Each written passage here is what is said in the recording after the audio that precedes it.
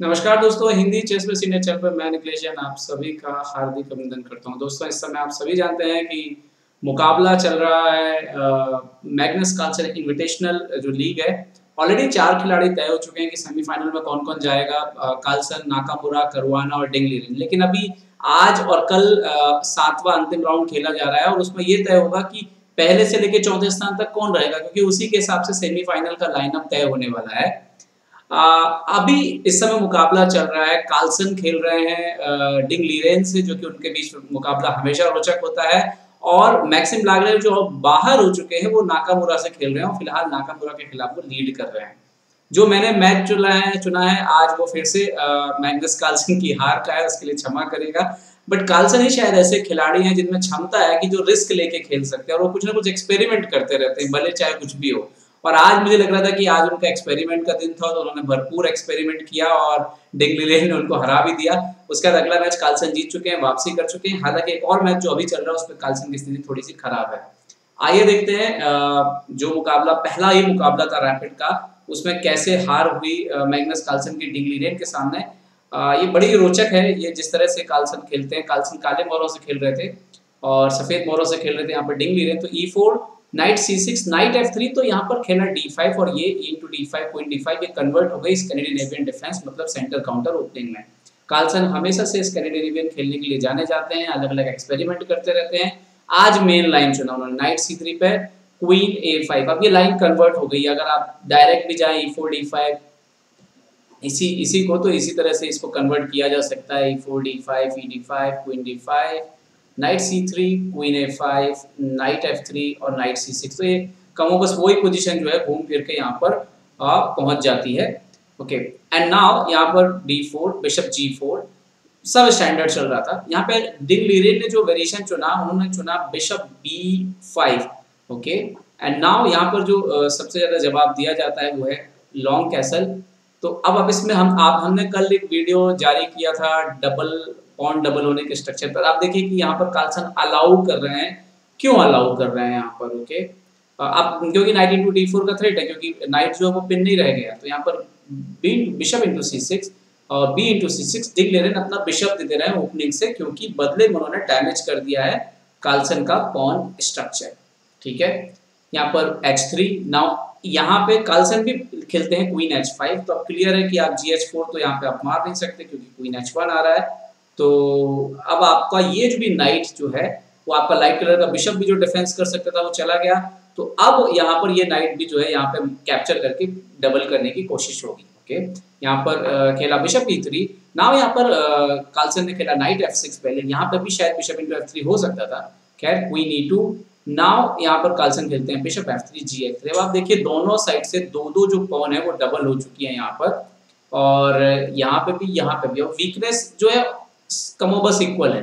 लेकिन अब सिर्फ अंतर इतना है कि कौन किस पे सही समय पे हमला कर पाएगा। ठीक है, इस क्वीन की पोजीशन को हमें भूलना नहीं चाहिए। क्वीन A6 कभी भी आ सकता है। अब ये जो दो रुख हैं ये कैसे गेम में आएंगे, कार्लसन के दो रुख कैसे गेम में आएंगे, बिशप कैसे गेम में आएगा, इससे ही बाकी कुछ सब कुछ तय होगा। अब आप देखेंगे फिलहाल तो कार्लसन का जो बिशप है वो अभी नहीं निकला है, तो अभी कार्लसन को अपने बिशप को लेकर के भी काफी कुछ यहाँ पर करना होगा, इसीलिए उन्होंने खेला E6 कासल। अब आप देखेंगे तो स्थिति आपको लगभग बराबर सी दिखेगी दोनों साइड से, लेकिन अब देखना यह है कि आगे गेम कैसे बढ़ता है। ओके, यहाँ पर आप सोच सकते हैं कि लॉन्ग कैसल की जगह अगर क्वीन A6 जाते। दरअसल ये जो कार्लसन का पूरा आइडिया था अपने किंग को इस तरह की पोजीशन में रखने का, उसके पीछे एक रीजन ये है कि कभी-कभी ये जो डबल पॉन होते हैं ये आपके प्रोटेक्शन के भी काम आते हैं। तो यहाँ पर अगर क्वीन A6 चेक आती तो कार्लसन यहाँ पे किंग D7 खेलते। आप यहाँ पे अगर क्वीन इंटू A7 जैसा आप मारेंगे तो देखिए दो बात साफ है कि आप इस तरफ कैसल करने नहीं वाले हैं, किंग को आप सेंटर पे नहीं रखेंगे अगर, और आप लॉन्ग कैसल करेंगे तो ये जो क्वीन ने पॉन मारा है ये उनके खिलाफ ही अटैक करने के लिए बाद में काम आएगा। जैसे BD6 के बाद इस सिचुएशन में लॉन्ग कैसल अगर वाइट करे तो ब्लैक के लिए कंपनसेशन है वहां पर, इसीलिए वो पॉन ऐसे फ्री में नहीं मारा जा सकता। तो जब यहाँ पर E6 हुआ, लॉन्ग कैसल हुआ, तो इसका मतलब ये भी हो गया कि अभी ये जो है उतना भी खराब नहीं रह गया पॉन स्ट्रक्चर, क्योंकि अगर आप जाके कभी मारेंगे सॉरी यहाँ से यहाँ जाकर के, तो अपोनेंट जो है वो किंग को सेंटर पर रख के खेल सकता है। लेकिन इस पूरे गेम में कार्लसन से गलती हो गई और पूरा प्लान उनका गड़बड़ हो गया। कार्लसन ने पहले तो किंग B7 खेला जो शायद नहीं खेल के क्वीन A5 को वापस आ सकते थे, क्योंकि क्वीन का काम क्वीन साइड किंग साइड हो गया था अभी।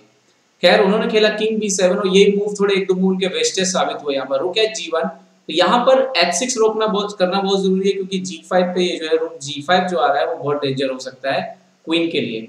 खैर तो यहाँ पर खेला रुक d3। अब यहाँ पे क्लियर मेंशन है, दिख रहा है कि ये नाइट हटेगा तो ये रुक जो है g3 b3 पर आने वाला है।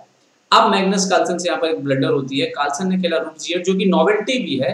यहाँ पे किंग a8 खेला जा सकता था, इस तरह से मैच चल सकता था। इस पर अगर नाइट e4 आते भी तो नाइट इंटू e4 आ रहा है, आप देखें कि f इंटू e4 पे क्वीन e2 आ रहा है, तो नाइट e4 यहाँ पे नहीं आता। बट रुक g8 पे बात क्या हुआ कि नाइट e4 गुड मूव यहाँ पर डिक्लेरियन की तरफ से आ गया, और उसके बाद से अब क्या प्रॉब्लम है कि आप ये नाइट इंटू e4 अभी अगर मारने के लिए जाएंगे तो रुक b3 चेक, किंग a8 और क्वीन a6 के बाद ये पोजीशन देखिए बहुत खत्म हो जाएगी, आपको क्वीन b5 ही देना पड़ेगा क्योंकि आप मेट रोक नहीं पाएंगे। तो और यहाँ पर अगर आप g3 और अगर आप यहाँ पे क्वीन c8 वगैरह जाते हैं, सो देन दिस चेक, और जब क्वीन b7 आएंगे आप तो इसके बाद इवन f इंटू e4 को मारने के बाद यहाँ पर रुक c3 करके खेला जा सकता है। तो स्थिति जो है वो व्हाइट को फेवर करेगी। अब तो यहाँ पर नाइट e4 गुड मूव आ गया, तो मार नहीं सकते थे, तो उन्होंने खेला यहाँ पर बिशप e7, क्योंकि और यहाँ पर कार्लसन डिंगलेरियन ने खेल दिया rook b3, king c8, now queen a6 check, king d7। अब इस पूरी प्रक्रिया में प्रॉब्लम सिर्फ क्या हो गई है, ये नाइट का जो लोकेशन है वो नाइट का लोकेशन बहुत जो है डेंजर हो रहा है, और वो नुकसान कर गया यहाँ पर कार्लसन के लिए, क्योंकि उनके किंग की जो लोकेशन है वो लगातार खराब होती चली गई और वो सेंटर पर पूरी समय रह नहीं पाया। जैसे इसी पोजीशन पे एक्चुअली आप पॉज करके सोचिए कि आप क्या खेल सकते हैं। एक बेहतरीन मूव आ रही है व्हाइट की तरफ से, वो मूव थी d5 यहाँ पर आ रहा था, d5 यहाँ पर आ रहा था, और अगर d5 पे आप देखें नाइट इंटू, अगर आप e इंटू d5 मारेंगे तो रुक c3 के बाद c6 पर डिफेंड करना मुश्किल हो जाएगा, आपको इस तरह से खेलना पड़ेगा और ये सिचुएशन बहुत ही खराब होगी ब्लैक पीसेस के लिए। तो d5 बहुत डेंजर हो रहा था, इस पर नाइट d5 भी अगर मान लीजिए मार देते हैं तो बिशप इंटू a7, और ये पोजीशन जो है ये अच्छी नहीं है ब्लैक के लिए। तो खैर उन्होंने खेला रुक d1 डिंगलेरियन ने, तो कार्लसन ने खेला यहाँ पर क्वीन इंटू f3, यहाँ पे नाइट d5 भी हो सकता था फाइट करने के लिए, कंटिन्यू करते c4, नाइट इंटू e3, रुक e3, bg5, कोशिश यहाँ पे की जा सकती थी, लेकिन मैग्नस कार्लसन ने खेला queen into f3, so knight d2, now again queen को बचाइए।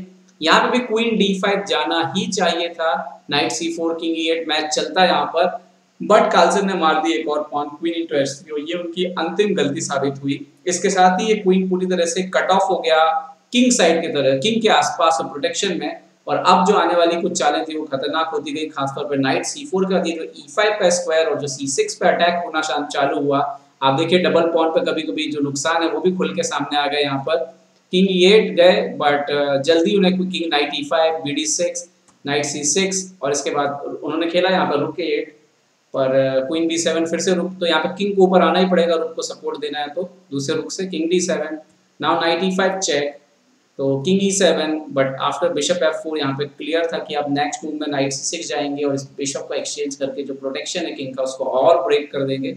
कार्लसन ने खेला queen f5, but night c6, king d7, bd6, king d6, night e5 का क्वीन c6 से जो आप देखिए कि यहाँ पे पोजीशन खत्म होने पर तैयार है, और यहाँ पर नाइट d5 लास्ट मूव हो सकता था जिसपे क्वीन c6 आता, किंग e7, तो क्वीन c5, किंग f6, रुक f3, आप देखिए कि यहाँ पे पीस जाएगा 100%, नाइट f4, सो नाइट d7, किंग g6, रुक g1, किंग s7, सो क्वीन f5, f5, और यहाँ पे पीस चला जाएगा। खैर कार्लसन ने यहाँ पे खेल दिया नाइट e5 पे queen f4 check, king b1, और उन्होंने खेल दिया रुक f0, इसके बाद रिजाइन कर दिया उनको, क्योंकि खुद दिख गया कि क्वीन b4 चेक पे c5 और क्वीन c5 जो है वो चेक एंड मेट हो रहा है। खैर एक अच्छा गेम कह सकते हैं डिंगलेरियन की तरफ से, बट इसमें आपको ये भी देखना होगा कि कार्लसन बहुत रिस्क उठाते हैं कई बार, और ये उनके खेलने का एक अंदाज है जो इस तरह के टूर्नामेंट में प्रयोग करते रहते हैं। बाकी हम सब जानते हैं कि वो कितने मजबूत खिलाड़ी हैं, बट शायद रैपिड और ब्लिट्ज में वो अपने आप को कुछ ना कुछ ढूंढने के लिए कुछ ना कुछ कोशिश करते रहते हैं। अभी भी उस टूर्नामेंट में ऑलरेडी सेमीफाइनल में पहुंच गए, और जैसा अभी भी कोई दावेदार बोलेगा तो कार्लसन ही इस टूर्नामेंट को जीतने के सबसे बड़े दावेदार हैं। देखते रहेंगे आगे क्या होगा। उम्मीद है ये वीडियो आपको पसंद आया होगा, पसंद आया तो लाइक और शेयर करना ना भूलें। साथ ही साथ चेस बेस इंडिया हिंदी को अगर आप सहयोग करना चाहते हैं हिंदी भाषा में शतरंज को आगे बढ़ाने के लिए, तो नीचे दिए गए लिंक के माध्यम से आप हमें सहयोग भी कर सकते हैं। देखते रहिए चेसबेस इंडिया के लिए मैं निखिलेश जैन, जय हिंद। तो उम्मीद है आपको हमारे वीडियो पसंद आए होंगे, अपने सुझाव हमें जरूर दें और याद रखें शतरंज की हर छोटी बड़ी खबर के लिए जुड़े रहें चेसबेस इंडिया चैनल से। जी हाँ, चाहे वो खिलाड़ियों के इंटरव्यू या फिर वो खेल का विश्लेषण, चेसबेस इंडिया हमेशा आपके लिए खबरें लाएगा सबसे तेज सबसे जल्दी। सब्सक्राइब करें हिंदी चेसबेस इंडिया चैनल को। अगर आप यूट्यूब पर देख रहे हैं तो सब्सक्राइब करें और साथ ही साथ बेल आइकॉन दबाना ना भूलें दोस्तों, क्योंकि इसी से मिलेंगे आपको सारे नोटिफिकेशन। फेसबुक पर देख रहे हैं तो जरूर लाइक और शेयर करें।